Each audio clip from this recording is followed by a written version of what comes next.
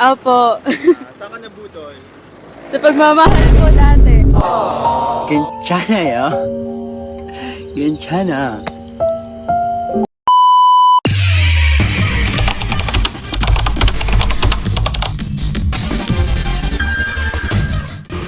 Dapat pinaparusahan, pinapagbayad, ganun ba?